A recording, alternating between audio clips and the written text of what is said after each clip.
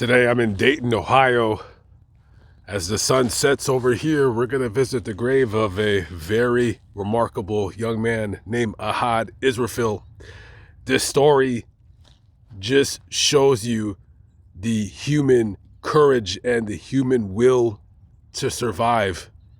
If you think you're having a bad day, remember there's somebody always out there that's having a way worse day than you ever will.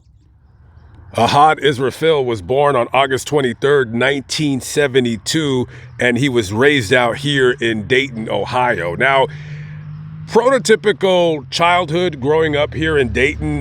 Mother wanted to, of course, keep her son out of trouble, so she involved him with as many activities outside of school as she could. That is including the Cub Scouts and, of course, Little League.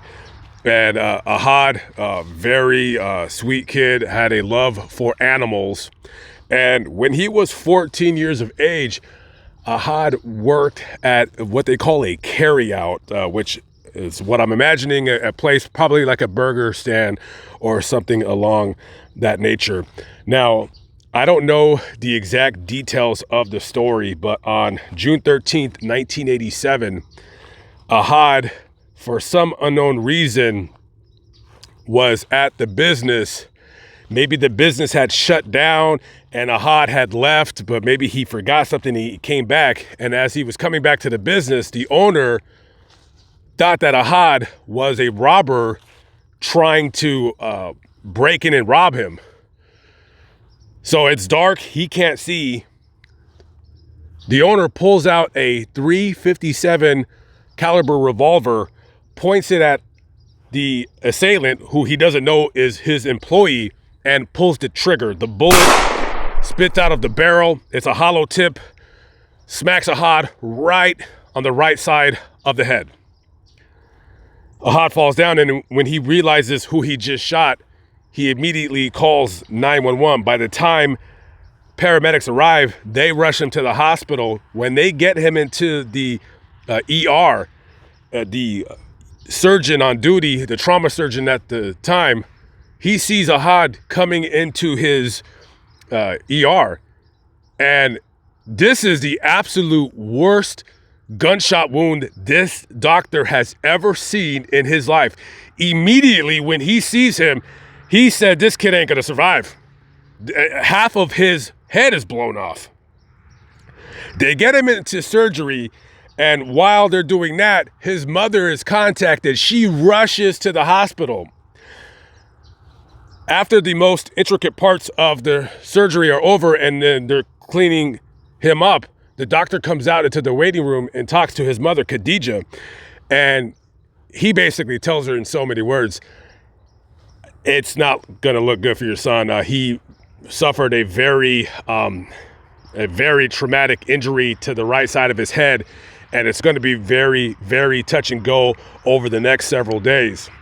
And he tells her, he says, listen, even if he survives for the rest of his life, he's probably going to basically be a vegetable, in so many words. So over the next 2 weeks, 3 weeks going on, Ahad is in the hospital. Now, miraculously, not only did he survive, but he actually was amazingly able to talk and speak. Now, his motor skills were much slower now because the left side of his body was paralyzed. However, he could speak, he can talk, and quite amazing. And I remember seeing him on a TV program many years ago, just detailing what had happened to him, the traumatic event that happened to him, and just him being, just in fact so thankful to just be alive, Now, after the surgery is complete, the right side, of course, of his skull and his head, the brain and the skull had to be removed. Now you have what you see is like an indentation in his head. So this guy, when he's going in public out, people are staring at him. And, one day, he tells his mom, he goes, "I'm a monster. Look at me." And his mom seems to be like a really honest person. And she says, "Listen, number one, you're not a monster, because I didn't give birth to a monster. I gave birth to a beautiful human being. And number two, listen, I ain't gonna lie to you. If I didn't know you, I'd look at you too. I'd look at you too." And that's got to be very crushing to a young man's psyche and his wanting to be accepted. That's a terrible age and a terrible tragic incident that occurred, where you're growing into a young man. You want to talk to girls, and this happens to you. And not only are you a lot slower than other people now, but also you basically have half of your head missing. So now you have to figure, with that traumatic injury that he received, thankfully the skin on the depression side of his head didn't die. It was still alive and basically just as good, his scalp on the right side, as it was on the left side. So now it's up to plastic surgeons to try to reconstruct his head. And one of the doctor that did it, Dr. James Apesos, I mean, he had quite a job on his hand, because he had never, ever seen anything like this in his life.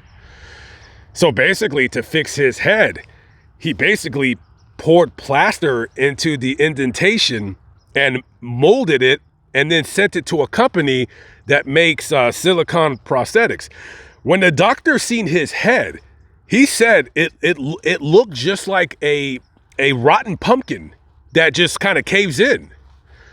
And listen, they had to do about 12 surgeries on him to get it right, because the first time they did it, it kind of fell and it started drooping and sliding. So it took him quite a bit of time, but they were able to amazingly fix his head and give him a more normal life. And, with his new head, he was able to go out in public without people staring at him. And he was able to go to school. He got a degree. And, for the next, 30 some odd years, he would go on living his life, being a normal, productive member of society. And then later on, he went to go live in a nursing home. And on October 18th, 2019, his mother just said he got tired. He got tired.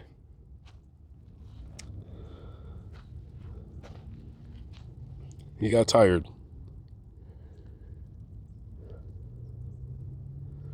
From Allah I came, and to him have I now returned.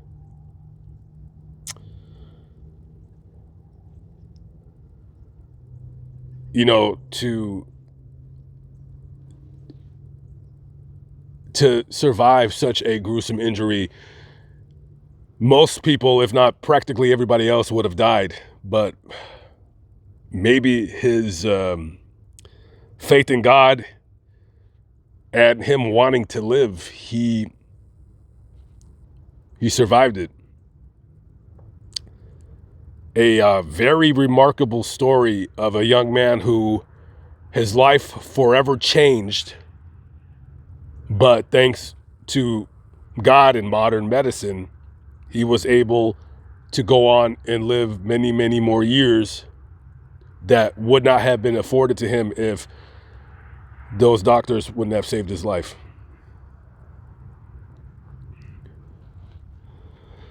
So rest in peace to Had Israfil. And remember, guys, like I said before, if you think you're having a bad day, if you're thinking you're having a bad day, I always want you to remember, as bad as it might be, there's many, many people in this world that have lived for many, many years, just like Ahad has, that had a much worse day than you and me hopefully will never have. Best believe there's always somebody out there in a worse position than you and I. Things are not always as serious as they need to be. Rest in peace to Ahad Israfil and the rest of the souls here at the cemetery. The sun is gone, and I have another 200 miles to drive east. There's somebody else who I wanted to do a story on, and the weather's warm enough, surprisingly enough, at this time of year, so I'm gonna go. I'm gonna go. Live but not live, but still alive by the grace of God. Lamont at large. I'm out of here. I'll see you on the next video. Peace out.